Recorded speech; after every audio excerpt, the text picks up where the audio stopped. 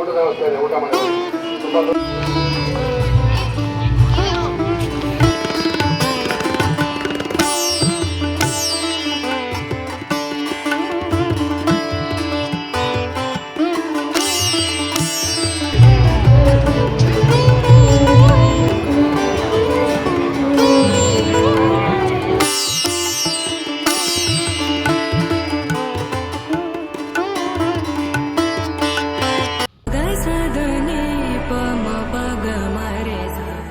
Hi hello friends, ಎಲ್ಲರೂ ಹೇಗಿದ್ದೀರಾ? ನಾನು ಕೂಡ ತುಂಬ ಚೆನ್ನಾಗಿದ್ದೀನಿ. ನೀವೆಲ್ಲರೂ ತುಂಬ ಚೆನ್ನಾಗಿದ್ದೀರಾ ಅಂತ ಇವತ್ತಿನ ವಿಡಿಯೋ ಸ್ಟಾರ್ಟ್ ಮಾಡ್ತಾ ಇದ್ದೀನಿ. ಅದಕ್ಕಿಂತ ಮುಂಚೆ ಯಾರ್ಯಾರು ಈ ವಿಡಿಯೋ ನೋಡ್ತಾ ಇದ್ದೀರೋ ದಯವಿಟ್ಟು ಪ್ಲೀಸ್ ಒಂದು ಲೈಕ್ ಮಾಡ್ಕೊಳ್ಳಿ, ಹಾಗೆ ಹೊಸಬ್ರಾಗಿದ್ದರೆ ಸಬ್ಸ್ಕ್ರೈಬ್ ಮಾಡ್ಕೊಳ್ಳಿ ಅಂತ ಹೇಳ್ತಾ ಇವತ್ತಿನ ವಿಡಿಯೋ ಒಳಗಡೆ ಹೋಗೋಣ ಬನ್ನಿ. ಇವತ್ತಿನ ವ್ಲಾಗ್ ಬಂದು 2 ದಿನದ್ದು ಒಂದೇ ವ್ಲಾಗಲ್ಲಿ ಬರ್ತಾ ಇದೆ. ಯಾಕಂದರೆ ಮಧ್ಯದಲ್ಲಿ ಸ್ವಲ್ಪ ಪ್ರಾಬ್ಲಮ್ ಆಗಿರೋದ್ರಿಂದ ಮಧ್ಯದಲ್ಲಿ ವಿಡಿಯೋ ಮಾಡಲಿಕ್ಕಾಗಲಿಲ್ಲ ಒನ್ ಡೇ ಪೂರ್ತಿದು. ಅದಕ್ಕೋಸ್ಕರ 2 ಡೇಸ್ ವ್ಲಾಗೂ ಒಂದೇ ವಿಡಿಯೋದಲ್ಲಿ ಬರ್ತಾ ಇದೆ.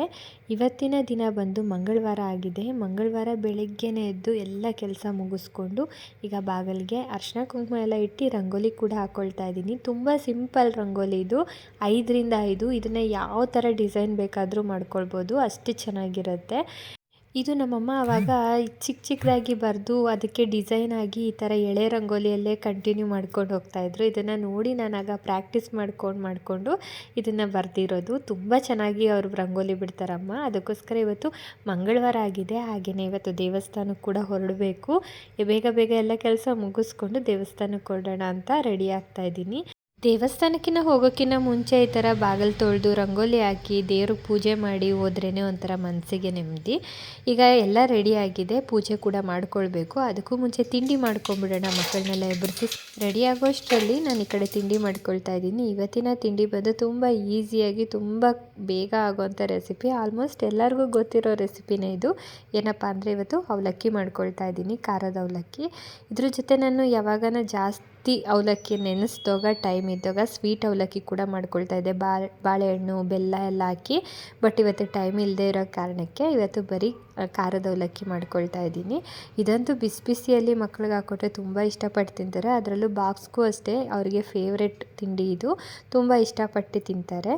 ಈಗ ಮಾಮೂಲಿ ನೀವೆಲ್ಲ ಮಾಡೋ ಥರನೇ ನಾನು ಕೂಡ ಮಾಡಿದ್ದೀನಿ. ಏನಿಲ್ಲ, ಎಣ್ಣೆ, ಸಾಸಿವೆ, ಕಡಲೆಬೀಜ, ಕಡಲೆಬೇಳೆ, ಈರುಳ್ಳಿ, ಹಸಿಮೆಣಸಿನ್ಕಾಯಿ, ಕರ್ಬೇವಿನ ಸೊಪ್ಪು, ಟೊಮೆಟೊ ಇಷ್ಟು ಹಾಕ್ಕೊಂಡು ಚೆನ್ನಾಗಿ ಫ್ರೈ ಮಾಡಿದ ನಂತರ ಸ್ವಲ್ಪ ಉಪ್ಪು ಮತ್ತು ಅರಿಶಿನ ಪುಡಿ ಹಾಕ್ಕೊಂಡು ಇದನ್ನು ಕೂಡ ಚೆನ್ನಾಗಿ ಫ್ರೈ ಮಾಡ್ಕೊಳ್ತಾ ಇದ್ದೀನಿ. ಆನಂತರ ಈ ಕಡೆ ಅವಲಕ್ಕಿನ ಚೆನ್ನಾಗಿ ತೊಳೆದು ಒಂದು 5 ನಿಮಿಷ ನೆನೆಸಿಟ್ಟಿದ್ದೆ. ಅದಕ್ಕೆ ರುಚಿಗೆ ತಕ್ಕಷ್ಟು ಉಪ್ಪು ಹಾಕ್ಕೊಂಡು ಈಗ ಅದು ಕೂಡ ಮಿಕ್ಸ್ ಮಾಡ್ಕೊಂಡು ಅವಲಕ್ಕಿನ ಇದಕ್ಕೆ ಲಾಸ್ಟಿಗೆ ಸ್ವಲ್ಪ ಕೊತ್ತಂಬರಿ ಸೊಪ್ಪು ಹಾಕ್ಕೊಂಡು ಕ್ಲೀನಾಗಿ ಮಿಕ್ಸ್ ಮಾಡಿಕೊಂಡ್ರೆ ಆಯಿತು. ಇದಕ್ಕೆ ಕಾಯಿ ತುರಿ ಹಾಕ್ಕೊಂಡ್ರೆ ಇನ್ನೂ ತುಂಬ ಚೆನ್ನಾಗಿರುತ್ತೆ. ಬಟ್ ನಮ್ಮನೇಲಿ ಮಕ್ಕಳು ಇಷ್ಟಪಡದೇ ಇರೋ ಕಾರಣಕ್ಕೆ ಕಾಯಿ ತುರಿ ಆ್ಯಡ್ ಏನು ಮಾಡ್ತಾಯಿಲ್ಲ. ಈಗ ಮಕ್ಕಳನ್ನ ಸ್ಕೂಲಿಗೆ ಕಳಿಸ್ಬೇಕು 8:15. ಅದಕ್ಕಿಂತ ಮುಂಚೆ ಪೂಜೆ ಮುಗಿಸ್ಕೊಂಬಿಡೋಣ ಅಂತ ಮನೇಲಿ ಪೂಜೆ ಕೂಡ ಮುಗಿಸ್ಕೊಂಡಿದ್ದಾಯಿತು.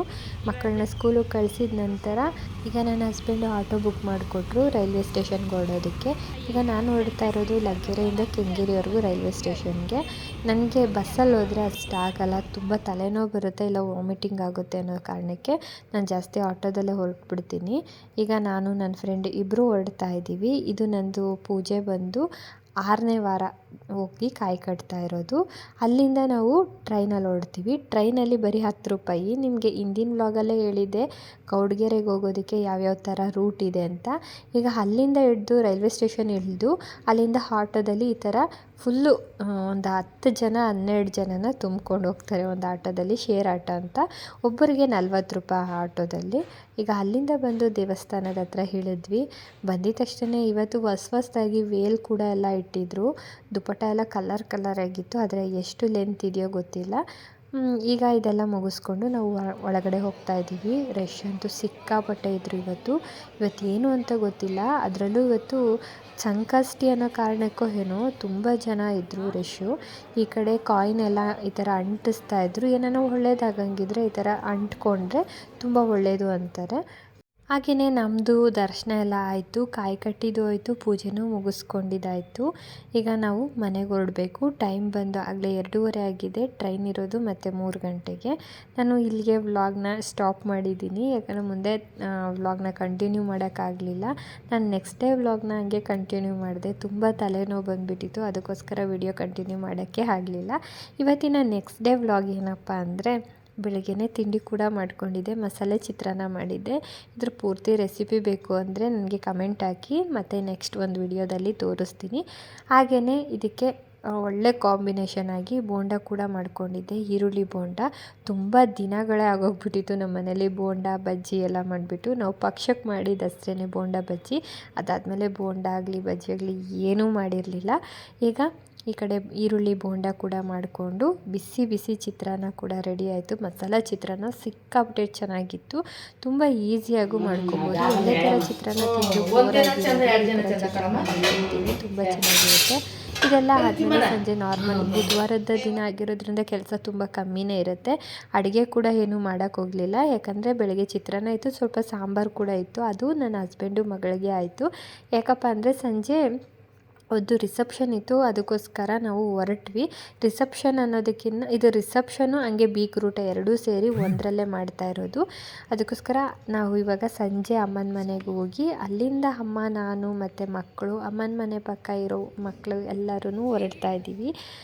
ಯಾಕಂದರೆ ಅಮ್ಮನ ಜೊತೆ ಯಾವಾಗಲೂ ಇರೋದು ಅಂದರೆ ಆ ಮಕ್ಕಳೇ ಜಾಸ್ತಿ. ಅಮ್ಮ ಒಬ್ಬರೇ ಇರೋದ್ರಿಂದ ಮಕ್ಕಳನ್ನ ತುಂಬ ಅಟ್ಯಾಚ್ಮೆಂಟ್ ಮಾಡ್ಕೊಂಡಿರ್ತಾರೆ, ಎಲ್ಲೇ ಹೋದರೂ ಕೂಡ ಕರ್ಕೊಂಡು ಹೋಗ್ತಾರೆ. ಈಗ ನಾವು ಹೋಗ್ತಾ ಇರೋದು ಬೆಂಗಳೂರಲ್ಲಿರೋ ಪ್ರಿನ್ಸಸ್ ಗ್ರೀನ್ ಅನ್ನೋ ಪ್ಯಾಲೇಸ್ಗೆ. Gate number 9. ಎಷ್ಟು ಗೇಟ್ಸ್ ಇದೆ ಅಂದರೆ 1ರಿಂದ 9ವರೆಗೂ ಗೇಟ್ ಇದೆ ಇಲ್ಲಿ. ಅದ್ರ ಮೇಲಿದೆಯೋ ಏನೋ ನನಗೆ ಗೊತ್ತಿಲ್ಲ. ನಾವು ಲಾಸ್ಟ್ 9ನೇ ಗೇಟ್ಗೆ ಹೋಗಬೇಕಾಗಿತ್ತು. ತುಂಬ ಕಲರ್ಫುಲ್ ಆಗಿತ್ತು, ತುಂಬ ನೋಡೋದಕ್ಕೆ ಏನೋ ಒಂಥರ ಚೆಂದ, ಅಷ್ಟು ಚೆನ್ನಾಗಿತ್ತು.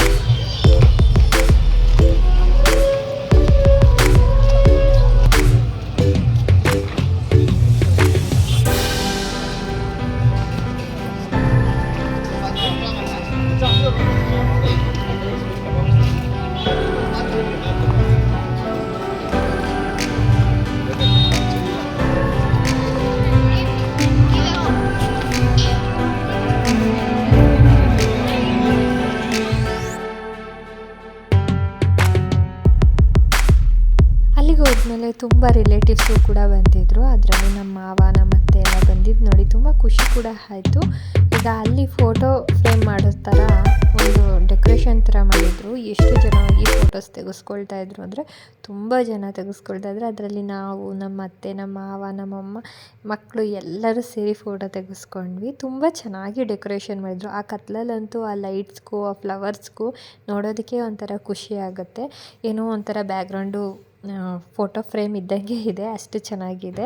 ಎಲ್ಲರೂ ಪ್ರತಿಯೊಬ್ಬರು ಬಂದವರೆಲ್ಲ ಇಲ್ಲಿ ಫೋಟೋ ತೆಗೆಸ್ಕೊಂಡೇ ಹೋಗ್ತಾಯಿದ್ರು. ಹುಡುಗ ಹುಡುಗಿಗೆ ನೋಡೋದಕ್ಕಿಂತ ಇಲ್ಲಿ ಬಂದು ಫೋಟೋ ತೆಗೆಸ್ಕೊಳ್ಳೋದೇ ಜಾಸ್ತಿ ಆಗೋಗಿತ್ತು. ಹಾಗೆ ಹುಡುಗ ಹುಡುಗಿನೂ ಕೂಡ ತುಂಬ ಚೆನ್ನಾಗಿದ್ದರು. ಈಗ ಈ ಕಡೆ ಬಂದು ನಾನು ಮತ್ತು ಮಕ್ಕಳು ಎಲ್ಲ ಸೇರಿ ನಾನ್ ವೆಜ್ ಊಟಕ್ಕೆ ಬಂದ್ವಿ. ಆ ಕಡೆ ಅಮ್ಮ ಮತ್ತು ಇನ್ನು ಎಲ್ಲರೂ ವೆಜ್ ಊಟಕ್ಕೆ ಹೋದರು. ಯಾಕಂದರೆ ಈಗ ಕಾರ್ತಿಕ ಆಗಿರೋದಕ್ಕೆ ಸ್ವಲ್ಪ ಜನ ನಾನ್ ವೆಜ್ ತಿನ್ನಲ್ಲ, ಅದಕ್ಕೋಸ್ಕರ ಈಗ ಮಕ್ಕಳು ನಾವೆಲ್ಲ ತಿನ್ನೋ ಕಾರಣಕ್ಕೆ ನಾವು ನಾನ್ ವೆಜ್ ಕಡೆನೇ ಬಂದ್ವಿ. ಈ ಕಡೆನೂ ಅಷ್ಟೇ ಊಟ ತುಂಬ ಚೆನ್ನಾಗಿ ಮಾಡಿಸಿದ್ರು.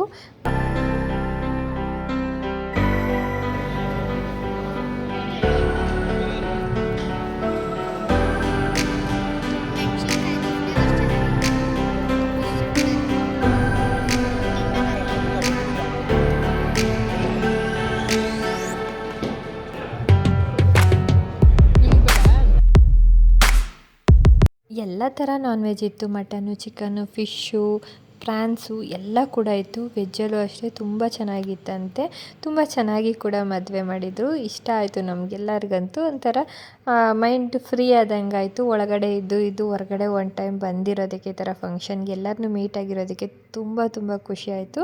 ಓಕೆ ಫ್ರೆಂಡ್ಸ್, ಈ ವಿಡಿಯೋ ನಾನು ಇಲ್ಲಿಗೆ ಎಂಡ್ ಮಾಡ್ತಾಯಿದ್ದೀನಿ.